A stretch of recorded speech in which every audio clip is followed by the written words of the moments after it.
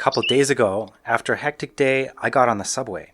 I wanted to relax and settle down a bit, but then a girl sitting across from me was watching Korean drama on her cell phone. That was fine, except that she wasn't using her headphones. So I kept getting distracted between trying to relax my body while getting sidetracked by the noises. I ended up feeling even more exhausted. I had a similar experience too. It really wasn't easy to practice meditation in such a situation. While that was happening, I noticed my method and the outside noises were waging wars in my head.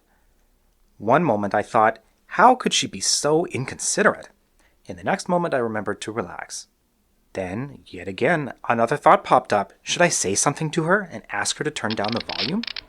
I noticed other people were looking at her too, so I said in my mind, you see, other people think you are a nuisance too. I even came up with the idea of communicating with her telepathically. Come on, aren't you embarrassed that everyone is looking at you? But that was completely useless. It would be weird if that worked. In the end, the girl still stayed focused watching her Korean drama, while I, despite my wish to meditate, had a mind in turmoil the whole time. I had a similar situation before. Then I recall what Master Sheng Yan said, relax and stay undisturbed by the external environment. But as I applied the relaxation method, I felt a tug of war between the method and the external environment, as if I was on a balance. On one side are the external noises. On the other side is the sensation of relaxation. The two sides are in a tug of war. My situation was very similar to yours. In the process, my mind was fluctuating and unsteady. Under such circumstances, exactly how do we practice Chan?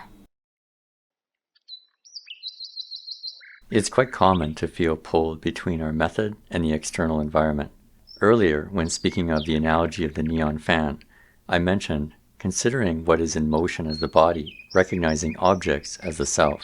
We identify all kinds of phenomena produced by the mind as the self, and continue to cling on to them even after they have disappeared. Let's use your shared experience as an example.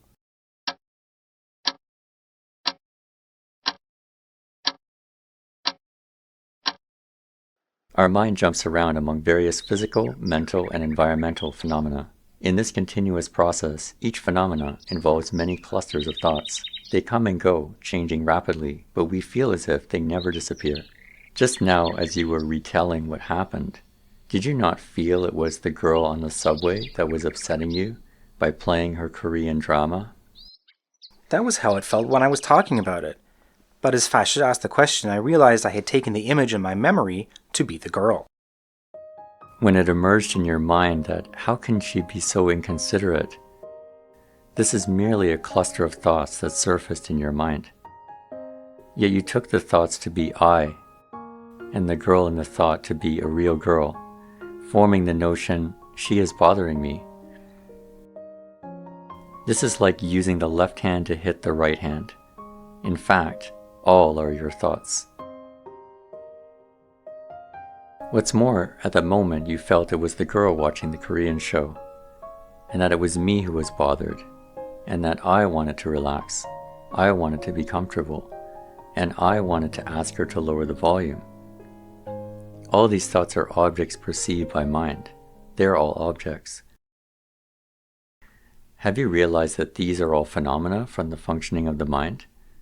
Yet we habitually take these body and mind phenomena to be the self. Thus, if we do not understand what the true self is, whatever we strive to change are all objects, thereby easily falling into the trap of taking the objects to be the self. Hearing Fasha's explanation, sound, relaxation, and even thoughts are all objects. Do we just abandon them altogether? Then how should we practice Chan in daily life? When practicing Chan, relaxing is a temporary anchoring point. It is not to reject the external phenomena, seek or dwell in the state of relaxation. Many people like the feeling of comfort and calm that comes with relaxation. They do not realize that they are dwelling in the sensation of relaxation. In fact, relaxation is only a temporary phenomena. Even if you feel very peaceful and stable in it, it's still a transient and changing phenomena. Those who first begin practicing Chan do need to relax. But if one wishes to progress in Chan practice, and yet wishes to dwell in the transient state of relaxation and calm, wouldn't that be odd? If no one had raised the point, I wouldn't have noticed it. So let me ask all of you, what is self? Do you remember the wondrous and luminous true mind taught in the Shurangama Sutra? This wondrous, luminous true mind is neither attached to nor separated from phenomena. It's not that there is a wondrous, luminous true mind outside of all phenomena. Does Fasher mean that this wondrous, luminous, true mind is the real self? If so, that would be too profound and abstract for practice. Could Fasher explain more specifically? This true self must meet at least two criteria. First, it has the ability to see, hear, perceive, and know. In short, it must have the capacity to illuminate. Anything without the ability to see, hear, perceive, and know is not our true self. Secondly, this self does not come and go. It should be constant, unwavering, empty, and quiescent. That is why Chan Master Shengwei said, while seeing, hearing, perceiving, and knowing, constantly stay empty and quiescent. Some Chan masters use the expression of wondrously illuminating empty and still to refer to the true self. I can understand seeing, hearing, perceiving, and knowing, but I can't experience empty and quiescent. You can start by practicing putting down the false understandings. For example, we identify the images in photos, videos, and the mirror to be ourself. Likewise, we think the images in our memories are the self, but in fact, none of those are the self. Those are all objects because none of them have the capacity to see, hear, perceive, and know. We consider our bodily movement and feelings to be the self. We take relaxation, thoughts, states of mind, and even the sense of tranquility obtained through practice to be the self. But in truth, none of these are our self, because they are all changing. They are all impermanent, temporary phenomena of arising and perishing. They are all objects. The Shurangama Sutra says, "How can you take what moves to be your body and the environment, since they come into being and perish with every successive thought? You have lost track of your true nature, acting out of delusion. Because you have lost touch with your mind's true nature by identifying yourself with the objects you perceive, you keep on being bound to the cycle of death and rebirth." So to summarize what Fasher said, first, do not falsely take the phenomenon that cannot see, hear, perceive, know, that arise and perish to be the self. Is that right? You can put it that way. While applying the method and being aware of all the arising feelings and sensations, we should practice not dwelling on any phenomena, neither grasping on nor rejecting any of them. Could Fasher further explain how to integrate this with silent illumination and Huato? Although you haven't realized the constantly empty and still true mind that can see, hear, perceive, and know, without the participation of mind, no phenomena can be manifested. We can investigate and observe via phenomena is the object of awareness, or that which is illuminated by the mind.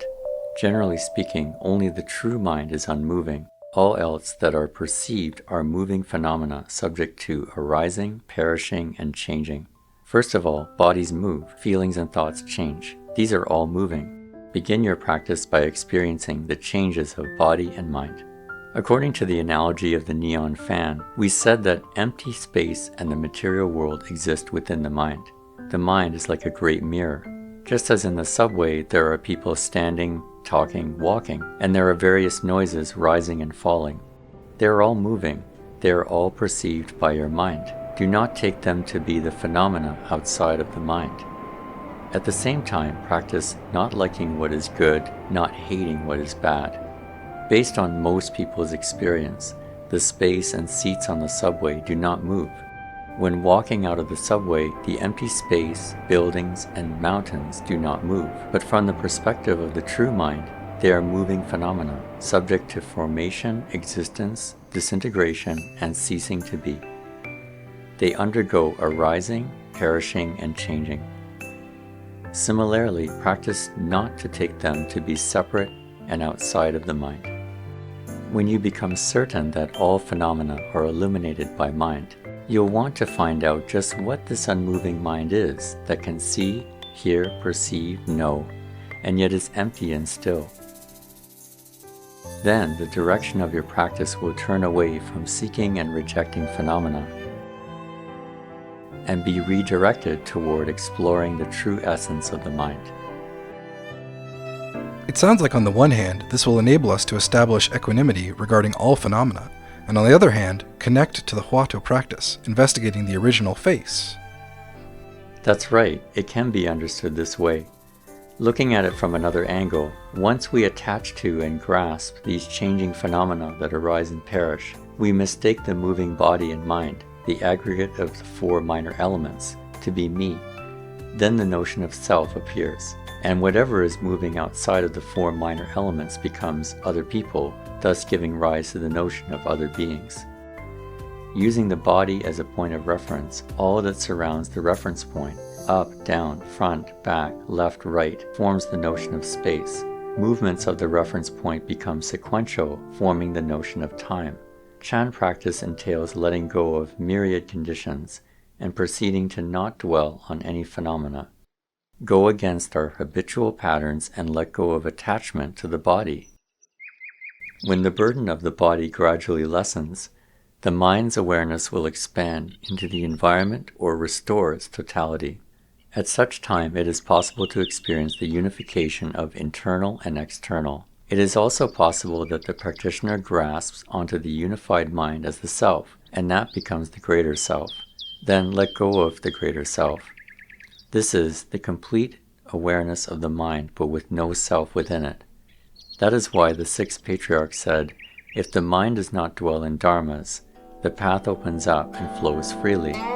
If the mind dwells in dharmas, it becomes self-binding. Chan Master Dongshan Liangjie said, the mind is not attached to objects, it is the real practice. This reminds me of what Sifu said at the 7-day retreat. Let go of all appearances, put to rest the myriad matters. Thank you, Fashi, for explaining to us. Recognizing object as the self, we can start by figuring out what the phenomena are that arise and perish. So in our daily life, we still use our methods, while practicing not liking what is good, not hating what is bad. In this way, without departing from the external environment, we practice putting down our grasping and rejecting. By not dwelling on phenomena, the environment itself will have no effect on us. Yes, the typical attitude toward feelings is to shift a bad feeling to a good feeling, to convert a state of anxiety to one of calm. Those who just begin studying Buddhism or practicing Chan tend to set this as the goal. However, Chan is about seeing the unmoving mind that sees, hears, perceives, knows, and is yet empty and still amidst myriads of phenomena. It is not about changing phenomena, transforming anxiety to calm, or changing bad feelings to good ones. What is to be transformed is our deluded thinking. I have a meeting later, so let's wrap up today's sharing here. Thank you, Fashi, for taking the time from your busy schedule to give us this teaching. Amitofo. Amitofo.